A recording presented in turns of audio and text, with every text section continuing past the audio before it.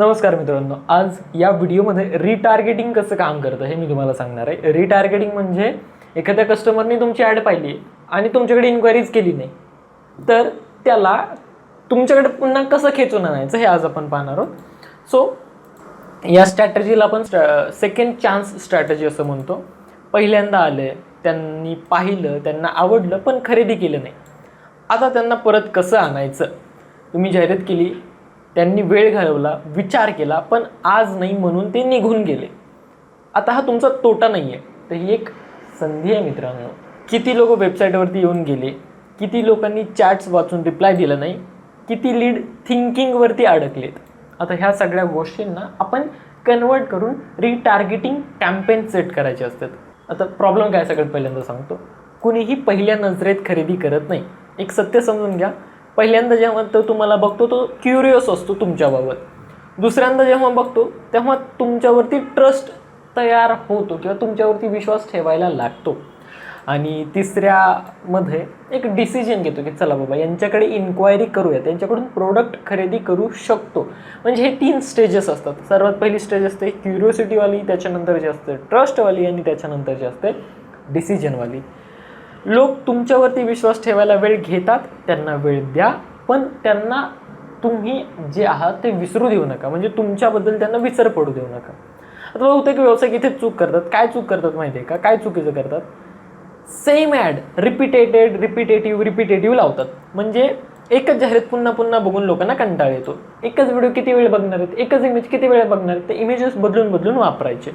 Pushing discount, विश्वास निर्माण करण्याऐवजी फक्त डिस्काउंट देऊन घाई निर्माण करतात. हे बिलकुल सुद्धा करायचं नाही. लोकांना आधी विश्वास बसू द्या तुमच्यावरती. डिस्काउंट वगैरे देण्याच्या चक्करमध्ये पडू नका. नो ट्रस्ट बिल्डिंग, लोकांच्या शंका दूर न करता फक्त विक्रीवरती भर देणं.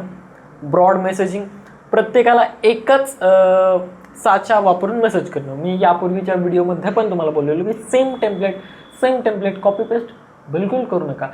प्रत्येकाच्या गरजेनुसार त्यांना मेसेजिंग करा. प्रत्येकाच्या गरजेनुसार पर्सनलाइज उत्तर द्या. बघा सेल कसा प्रकारे वाढतोय. रिटार्गेटिंग म्हणजे नेमकं काय असतं?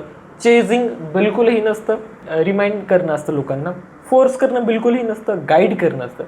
रिटार्गेटिंग म्हणजे लोकांच्या मनात तुमच्या ब्रँडची योग्य वेळेला योग्य पद्धतीने केलेली आठवण.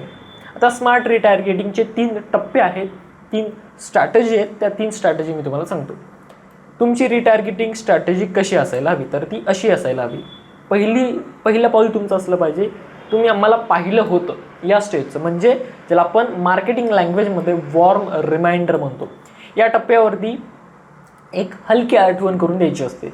त्यांनी तुमचं उत्पादन पाहिलं आहे, त्यांना ते आवडलं आहे, फक्त त्यांना पुन्हा एकदा त्याची झलक दाखवून आपण तिथे आहोत हे सांगायचं असतं. सेकंड स्टेज असतं ट्रस्ट बिल्ड करण्याची. इथे रिव्ह्यू, केस स्टडी आणि प्रूफ दाखवायचे असतात. लोकांच्या मनात ज्या शंका आहेत किंवा ज्या शंका होत्या त्या संपवायच्या असतात आणि हा खराब ब्रँड आहे हे पटवून द्यायचं असतं. आणि तिसरं म्हणजे डिसिजन त्यांचा ट्रिगर करायचा असतो. म्हणजे तुमचा विशेष फायदा काय आहे आमच्याकडे तुम्ही आल्यानंतर किंवा आमचं प्रोडक्ट तुम्ही खरेदी केल्यानंतर. आता खरेदी करण्यासाठी तयार करायचं असतं किंवा ते तयार झालेले असतात. त्यांना एक फक्त छोटासा पुश द्यायचा असतो. एखादी विशेष ऑफर, लिमिटेड टाईम डील किंवा शेवटचा विश्वास देऊन त्यांचा निर्णय तुम्हाला कन्फर्म करायचा असतो, त्यांचा डिसिजन तुम्हाला कन्फर्म करायचा असतो. सो तुमचा प्रेक्षक कुठे आहे?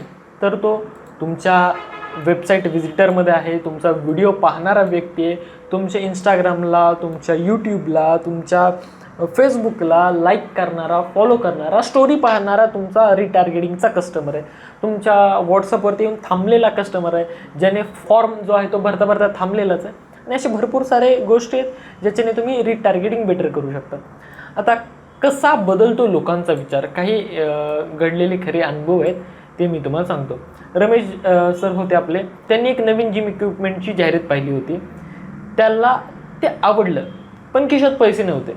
10 दिवसानंतर त्यांनी पुन्हा तीच जाहिरात दिसली, ज्यात एका ग्राहकाने ते कसं वापरलं हे त्यांनी दाखवलं होतं, म्हणजे ॲडव्हर्टायझरने दाखवलं होतं.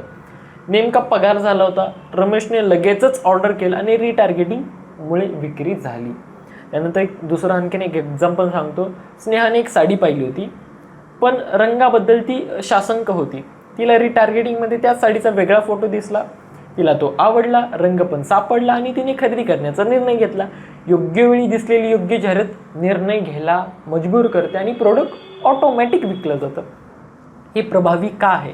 हे हाय कन्व्हर्जन देतं.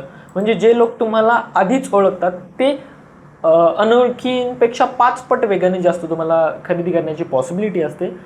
या लोकांना जाहिरात दाखवण्याचा खर्च कमी असतो. म्हणजे नवीन कस्टमर शोधण्यापेक्षा जुन्याच ला खरेदी करायला लावणं खूप स्वस्त पडतं. आता तुमचे इंटरेस्टेड लोक पुन्हा गमवू नका. जाहिरातीवरती आंधळे पैसे खर्च करण्यापेक्षा जे लोक तुमच्याकडे ऑलरेडी आलेले त्याच लोकांना पुन्हा ॲडव्हर्टाइजमेंट दाखवा. तुमचे कस्टमर हरवलेली नाही आहेत, ते तुमच्या योग्य वेळेची वाट पाहत आहेत आणि रिटार्गेटिंग म्हणजे ती वेळ ओळखणं. सो मित्रांनो, अशा प्रकारे रिटार्गेटिंग कॅम्पेन थोडंसं सेट करा. कसं करायचं जर माहिती नसेल तर कमेंट बॉक्समध्ये मला नक्की विचारा, किंवा मी एक तुम्हाला सजेस्ट करतो, तुम्ही आपल्या 7 दिवसांच्या क्लासमध्ये सुद्धा हे प्रॉपरली सगळं A to Z शिकू शकता. जर या सगळ्या गोष्टी शिकायच्या असतील तर खाली तुम्हाला नंबर दिसत असेल त्या नंबरवरती कॉल करा, आपल्या 7 दिवसांच्या कोर्सबद्दलची माहिती घ्या. सो त्यामध्ये आपण अशा भरपूर साऱ्या नवनवीन गोष्टी शिकत असतो. सो आजचा व्हिडिओ कसा वाटला नक्की मला कमेंट करून सांगा. आणि हा व्हिडिओ जर तुम्हाला आवडला असेल तर या व्हिडिओला लाईक करा. हा व्हिडिओ तुमच्या भरपूर साऱ्या व्यावसायिक मित्रांसोबत शेअर करा आणि आपल्या या यूट्यूब चॅनलला सबस्क्राईब करायला मात्र नक्की विसरू नका. भेटूयात आपण पुढील व्हिडिओमध्ये. तोपर्यंत धन्यवाद.